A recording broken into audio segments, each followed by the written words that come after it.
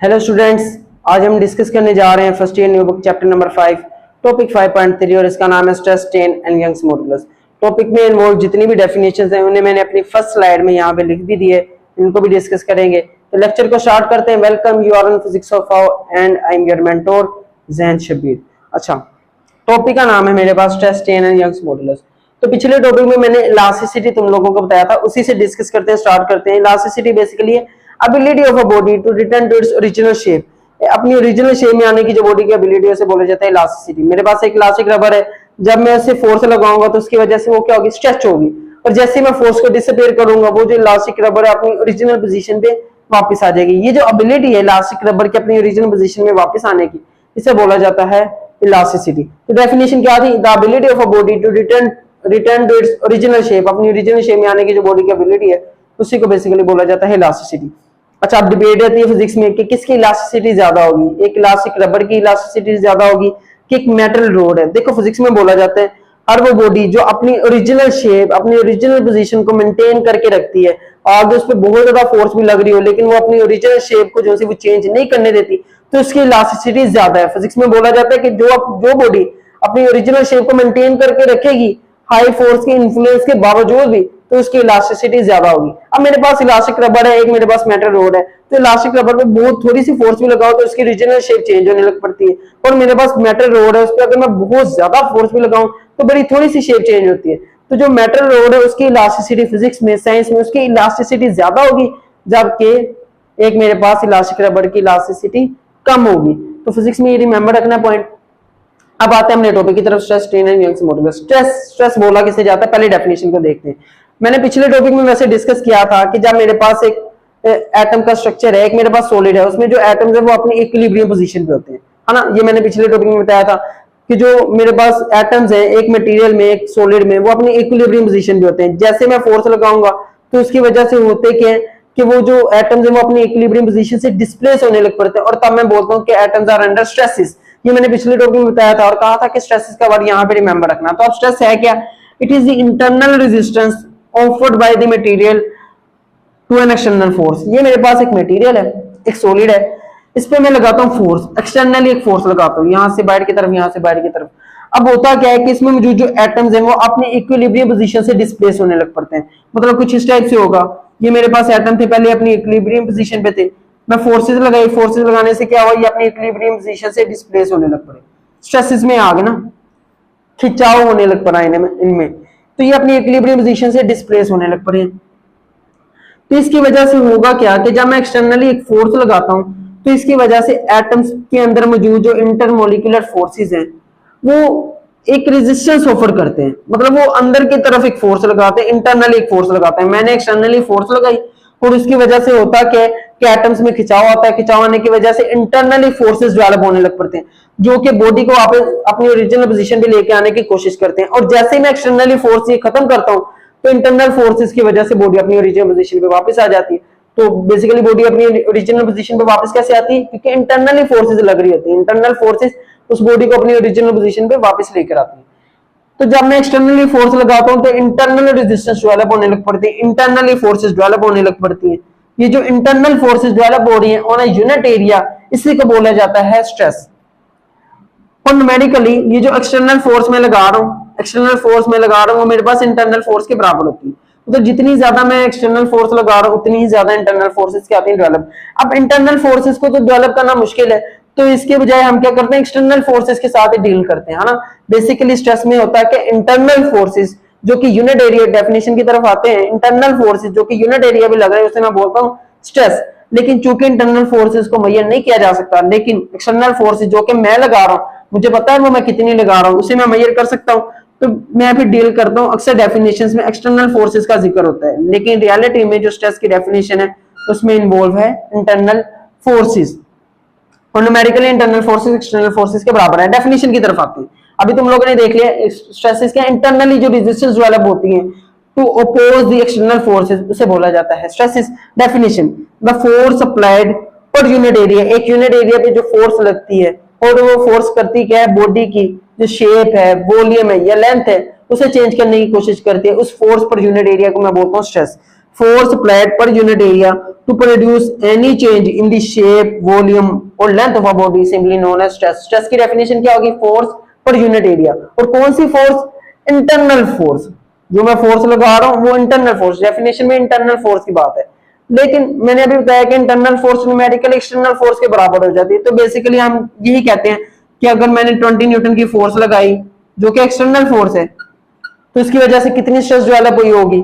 20 Newton की force 1 metre square area भी लग रही है तो कितनी स्ट्रेस डेवलप होगी? तो मुझे पता है 20 न्यूटन अगर एक्सटर्नली लग रही है तो इंटरनली भी 20 न्यूटन ही लग रही है। तो बेसिकली फिर मैं 20 न्यूटन एक्सटर्नल ही को डील करता हूँ, ठीक है। लेकिन ये तुम लोगों ने बीइंग अ साइंस स्टूडेंट ये रिमेंबर रखना है कि जो फोर्सेज होती है रियलिटी में वो इंटरनल है, मैथमेटिकली न्यूमेरिकली हम एक्सटर्नल फोर्सेस के साथ डील कर लेते हैं, कोई अरेंज की बात नहीं है। तो फोर्स पर यूनिट एरिया को मैं बोलता हूँ स्ट्रेस। फोर्स और ऐसी फोर्स जो कि लेंथ, वॉल्यूम या शेप को चेंज करने की कोशिश कर रही हो उसे मैं बोलूंगा स्ट्रेस। अच्छा ओके, यूनिट क्या होगा स्ट्रेस का? फोर्स का यूनिट न्यूटन, एरिया का यूनिट मीटर स्क्वायर, तो इसका यूनिट होगा Newton per metre square, Newton per metre square. और इसे पास्कल भी कह दिया जाता है। प्रेशर का भी कुछ ऐसे ही फॉर्मूला था, फोर्स पर यूनिट एरिया, है ना, फोर्स पर यूनिट एरिया। और इसका भी unit newton per metre square है और अगेन पास्कल है। लेकिन फर्क ये है कि ये जो फोर्स लग रही है इसकी जो नेचर है वो डिफॉर्मिंग है, मतलब ये फोर्स कोशिश करे बॉडी को डिफॉर्म करने की, उसकी शेप, लेंथ, वॉल्यूम चेंज करने की, जबकि ये वाली फोर्स की ऐसी मतलब इंटेंशन नहीं है, ऐसा इरादा नहीं है। बहरहाल बेसिकली हम ये डील करते हैं, ठीक है। इसी वजह से डेफिनेशन में आ गया ना, which produces the change in the shape, volume और length of a body, ठीक। और जब हम प्रेशर में फोर्स की बात कर रहे हैं तो हम डिफॉर्मिंग फोर्स की बात नहीं करते, ठीक है। अच्छा अब आते हैं टाइप्स ऑफ स्ट्रेसेस की तरफ। बुक में कुछ टाइप डिस्कस है स्ट्रेसेस की, उन्हें देख लेते हैं। सबसे पहले नॉमिनल स्ट्रेस, इसका इतना एक्सप्लिसिटली वैसे जिक्र नहीं है, बुक में नाम लेके नॉमिनल स्ट्रेस लिखा नहीं है, लेकिन वो एक्सप्लेन यही कर रहा है। तो नॉमिनल स्ट्रेस को सिग्मा के साथ रिप्रेजेंट किया जाता है। सिंबल क्या है? सिग्मा। सिग्मा ऐसे लिख दिया जाता है, यहाँ फिर ऐसे भी करके लिख दिया जाता है सिग्मा। Nominal stress sigma. ऐसे स्ट्रेस जिसकी वजह से बॉडी की लेंथ चेंज हो रही हो तो स्ट्रेस को मैं बोलता हूँ ये क्या है? Nominal stress. मतलब स्ट्रेस की वजह से बॉडी की लेंथ, शेप या वॉल्यूम चेंज होते हैं। अगर ऐसी स्ट्रेस लग रही है इसकी वजह से बॉडी की लेंथ चेंज हो रही है उस स्ट्रेस को मैं बोलता हूँ ये क्या है? Nominal stress. फॉर एग्जाम्पल ये मेरे पास रोड है, इसमें मैं फोर्स लगाता हूँ तो इसकी वजह से जो रोड की लेंथ वो चेंज होने लग पड़ती है, इंक्रीज करने लग पड़ती है। स्ट्रेस को मैं बोलूंगा नॉमिनल स्ट्रेस। डेफिनेशन क्या था? Stress which causes change in length of a material is known as nominal stress. इसकी भी दो टाइप्स है नॉमिनल स्ट्रेस की फर्दर, एक है टेंसाइल स्ट्रेस, एक है कंप्रेसिव स्ट्रेस। ऐसे स्ट्रेस जिसकी वजह से लेंथ इंक्रीज होगी उस स्ट्रेस को मैं बोलूंगा ये टेंसाइल स्ट्रेस है, और ऐसे स्ट्रेस जिसकी वजह से लेंथ डिक्रीज होगी उसे मैं बोलूंगा कंप्रेसिव स्ट्रेस है। मतलब ये मेरे पास रोड है, बाहर की तरफ फोर्स लगाऊंगा तो लेंथ इसकी इंक्रीज होगी। रोड है, बाहर की तरफ फोर्स लगाया, लेंथ इंक्रीज होने लग पड़ी, तो ये मेरे पास होगी टेंसाइल स्ट्रेस। और ये मेरे पास रोड है, अंदर की तरफ फोर्स लगाऊंगा तो इसकी वजह से लेंथ डिक्रीज होगी, कंप्रेस होगा मटेरियल, तो स्ट्रेस को मैं बोलूंगा कंप्रेसिव स्ट्रेस है ये बेसिकली। तो टेंसाइल स्ट्रेस और कंप्रेसिव स्ट्रेस। अच्छा ये जो फोर्स है ये बेसिकली नॉमिनल स्ट्रेस में क्या आता है? जो फोर्स है वो सरफेस के परपेंडिकुलर लगती है। नॉमिनल स्ट्रेस में जो फोर्स बॉडी पे लग रही होती है वो सरफेस के परपेंडिकुलर लग रही होती है। Force is acted normal to the surface, surface के परपेंडिकुलर या सरफेस के नॉर्मली एक्ट हो रही होती है। और इसका फॉर्मूला क्या है? सिग्मा है तो स्ट्रेस ही है ना, और नॉमिनल स्ट्रेस को मैं सिग्मा के साथ रिप्रेजेंट करता हूँ, फोर्स पर यूनिट एरिया। लेकिन कौन सी फोर्स? जो कि सरफेस के परपेंडिकुलर लग रही होगी, नॉर्मल फोर्स पर यूनिट एरिया, ठीक है। अब आते हैं वॉल्यूमेट्रिक स्ट्रेस की तरह। The stress which causes the change in volume of a material, ऐसा स्ट्रेस जिसकी वजह से बॉडी के वॉल्यूम ही चेंज हो रहा है तो उस स्ट्रेस को मैं बोलूंगा वॉल्यूमेट्रिक स्ट्रेस। फॉर एग्जांपल मेरे पास एक क्यूब है, एक बॉल है, उस पर मैं बाहर से हर डायरेक्शन से फोर्स लगाता हूं तो उसकी वजह से होता है कि कंप्रेस होने लग पड़ता है और वो जो बॉल या क्यूब उसका जो वॉल्यूम है वो कम होने लग पड़ता है। स्ट्रेस लगाया, स्ट्रेस की वजह से जो क्यूब का वॉल्यूम है या मेरे पास एक बॉल है उसका वॉल्यूम कम होने लग पड़ता है, तो इस स्ट्रेस को मैं बोलूंगा ये मेरे पास है volumetric stress. The stress which causes change in volume of a material is known as volumetric stress. इसके सिंपल डेफिनेशन ये। और आगे आते हैं शेयर स्ट्रेस की तरफ। लेंथ डिस्कस हो गया, वॉल्यूम डिस्कस हो गया, अब शेप। ऐसी स्ट्रेस जिसकी वजह से बॉडी की वॉल्यूम भी चेंज ना हो, लेंथ भी चेंज ना हो, लेकिन शेप चेंज हो जाए, तो स्ट्रेस को मैं बोलूंगा ये मेरे पास है शेयर स्ट्रेस। तो definition, the stress which causes change in shape of a material, material की शेप चेंज कर दे तो स्ट्रेस को मैं बोलूंगा ये मेरे पास है शेयर स्ट्रेस। फॉर एग्जांपल ये मेरे पास एक रबर है, उसे मैंने एक दीवार के साथ किया हुआ है फिक्स, रबर को मैंने वॉल के साथ किया हुआ फिक्स। अब रबर पे इस साइड पे मैं लगाता हूँ फोर्स, उसकी एक फेस के ऊपर मैं लगाता हूँ फोर्स, तो इस फोर्स की वजह से होगा क्या? ये जो रबर है ये बेंड होने लग पड़ेगा, है ना, कुछ इस टाइप की फॉर्म में आ जाएगा, इस टाइप की शेप में आ जाएगा। एक तरफ मैंने फोर्स लगाई तो उसकी वजह से क्या हो रहा है, ये झुकता जा रहा है ना, तो इसकी शेप क्या आ रही चेंज, एक तरफ से मैं फोर्स लगाऊंगा तो इसकी शेप चेंज हो रही है। तो ये फोर्स की वजह से क्या आ रहा है, इस मटेरियल की शेप चेंज हो रही है, वॉल्यूम नहीं चेंज हुआ, लेंथ भी नहीं चेंज हुआ, इसकी शेप चेंज हो रही है। पहले रेक्टेंगुलर फॉर्म में था, अब ये आ गया पैरेललोग्राम की फॉर्म में। तो इस स्ट्रेस को मैं बोलूंगा ये क्या है, शेयर स्ट्रेस। और शेयर स्ट्रेस जो है वो सरफेस के पैरेलल, ये मेरे पास सरफेस, इस सरफेस के पैरेलल फोर्स लग रही है ना। तो यहाँ पे देखते हैं, the stress which causes change in shape of a material is known as shear stress, force is act parallel to the surface. और इसका फॉर्मूला, इसे टो के साथ रिप्रेजेंट किया जाता है, टो, ये सिंबल है इसका, ठीक है, टो। और ये टो मेरे पास बराबर होगा फोर्स पर यूनिट एरिया। लेकिन कौन सी फोर्स, जो कि एक्ट हो रही है पैरेलल टू द सरफेस, दो पैरेलल लाइंस पैरेलल फोर्स को यहाँ पे दर्शाती है। अच्छा, अब स्ट्रेन को डिस्कस करेंगे। स्ट्रेन में भी यही सारी चीजें, पहले स्ट्रेन की डेफिनेशन, फिर types of strain, nominal strain देखेंगे, वॉल्यूमेट्रिक स्ट्रेन देखेंगे और शेयर स्ट्रेन देखेंगे, और इनके सिंबल्स को भी देखेंगे। तो नेक्स्ट व्हाइट बोर्ड पे चलते हैं, सारी चीजों को नोट डाउन कर लो। अब आते हैं स्ट्रेन की तरफ। देखो, जब मैं किसी बॉडी पे स्ट्रेस लगाता हूं तो स्ट्रेस की वजह से वो बॉडी डिफॉर्म होने लग पड़ती है। अब बॉडी कितनी डिफॉर्म है स्ट्रेस की वजह से, उसे मैं मेजर करता हूं in the form of strain. इसकी डेफिनेशन क्या है, strain is a measure of deformation of a solid, it is a measure of deformation of a solid, कि एक सॉलिड में कितनी डेफॉर्मेशन होगी व्हेन स्ट्रेस इज अप्लाइड, जब उस पे स्ट्रेस लगेगी तो बॉडी कितनी डिफॉर्म होगी, उसे मैं मेजर करूंगा स्ट्रेन के थ्रू। अच्छा, आगे है टाइप्स ऑफ स्ट्रेस। अभी हमने टाइप ऑफ स्ट्रेसेस डिस्कस किए, जिसमें नॉमिनल स्ट्रेस था, वॉल्यूमेट्रिक स्ट्रेस था और फिर शेयर स्ट्रेस था। Same as type of strain में भी नॉमिनल स्ट्रेन है, वॉल्यूमेट्रिक स्ट्रेन है और शेयर स्ट्रेन है। सबसे पहले नॉमिनल स्ट्रेन, तो इसे डिफाइन कैसे किया जाएगा कि जब एक बॉडी पे नॉमिनल स्ट्रेस लगेगी, ऐसी स्ट्रेस जो कि बॉडी की लेंथ चेंज करते हैं, नॉमिनल स्ट्रेस ऐसी स्ट्रेस है जो कि बॉडी की लेंथ को क्या करते हैं, चेंज। अभी हमने देख लिया। तो अगर एक बॉडी में नॉमिनल स्ट्रेस लगेगी तो उसकी वजह से जो स्ट्रेन होगी, इसे मैं बोलूंगा नॉमिनल स्ट्रेन। नॉमिनल स्ट्रेन को एप्सिलॉन के सिंबल के साथ रिप्रेजेंट किया जाता है, एप्सिलॉन, इस तरीके से इसे लिख दिया जाता है, एप्सिलॉन। और बताता है क्या, it is a measure of deformation in length, एक बॉडी की लेंथ कितनी चेंज हुई, डेफॉर्मेशन इन लेंथ बताती है। फॉर एग्जांपल, ये मेरे पास एक बॉडी है, उसकी अभी लेंथ है एल, ओरिजिनल लेंथ है एल, उसमें मैं लगाता हूँ स्ट्रेस, फोर्स लगाऊंगा तो स्ट्रेस लगेगी, और स्ट्रेस की वजह से इसकी जो लेंथ है वो हो जाती है चेंज। इसकी लेंथ में चेंज कितना आया, ये डेल्टा एल, ये मुझे बता रहा है चेंज इन लेंथ। अब ये बॉडी कितनी डिफॉर्म हुई है, इसमें कितना नॉमिनल स्ट्रेन है, उसे मैं कैसे मेजर करूंगा, एप्सिलॉन के साथ, और epsilon is equal to delta L upon original length, change in length divided by original length करूंगा तो मेरे पास नॉमिनल स्ट्रेन आ जाएगा, और इसे एप्सिलॉन के सिंबल के साथ रिप्रेजेंट किया जाता है। और डिफाइन कैसे किया जाएगा, fractional change in length, fractional change in length, fractional change in length of a material is known as nominal strain. अच्छा, सेम एज चीज, इसकी भी दो टाइप्स हैं, टेंसाइल स्ट्रेन और कंप्रेसिव स्ट्रेन। टेंसाइल स्ट्रेस की वजह से जो स्ट्रेन होगा उसे मैं टेंसाइल स्ट्रेन, और कंप्रेसिव स्ट्रेस की वजह से जो स्ट्रेन होगा उसे मैं कंप्रेसिव स्ट्रेन बोलूंगा। आगे है मेरे पास volumetric strain, it is a measure of deformation in a volume, ये मुझे बताता है कि बॉडी के वॉल्यूम कितना चेंज हुआ। जब एक बॉडी पे वॉल्यूमेट्रिक स्ट्रेस लगेगा जो कि बॉडी का वॉल्यूम चेंज करेगा, उस चेंज को दर्शाने के लिए मैं बताता हूं volumetric strain. It is a measure of deformation in a volume, के एक बॉडी का वॉल्यूम में कितना डिफॉर्म हुआ, ये मुझे बताता है वॉल्यूमेट्रिक स्ट्रेन, ठीक है। और इसका फॉर्मूला क्या है, volumetric strain will be equal to change in volume, कितना वॉल्यूम चेंज हुआ डिवाइडेड बाय ओरिजिनल वॉल्यूम।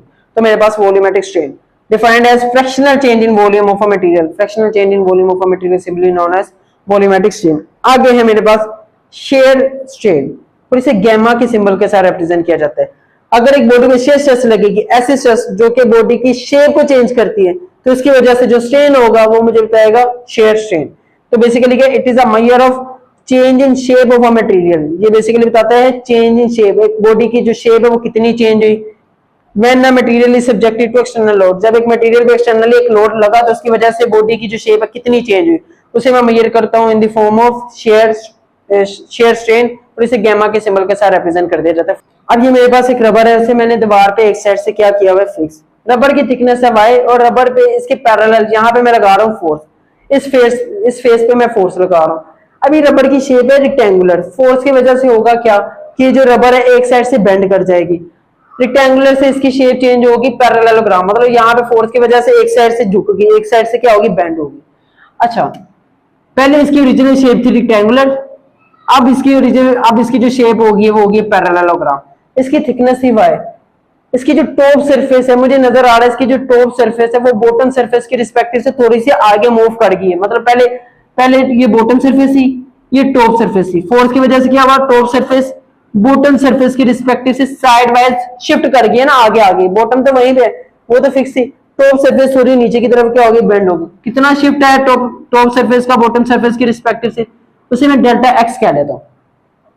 अच्छा यहाँ पे ये मैंने पैरेललोग्राम को रिप्रेजेंट किया था, ओरिजिनल शेप थी यहाँ पे मेरे पास रेक्टेंगल, और ये मेरे पास मुझे नजर आ रहा है कि इतने गुना ये जो टॉप सरफेस है ना वो बॉटम सरफेस के रिस्पेक्टिव से आगे मूव कर गया, जिसकी वजह से ये मेरे पास शेप पैरेललोग्राम बन गई।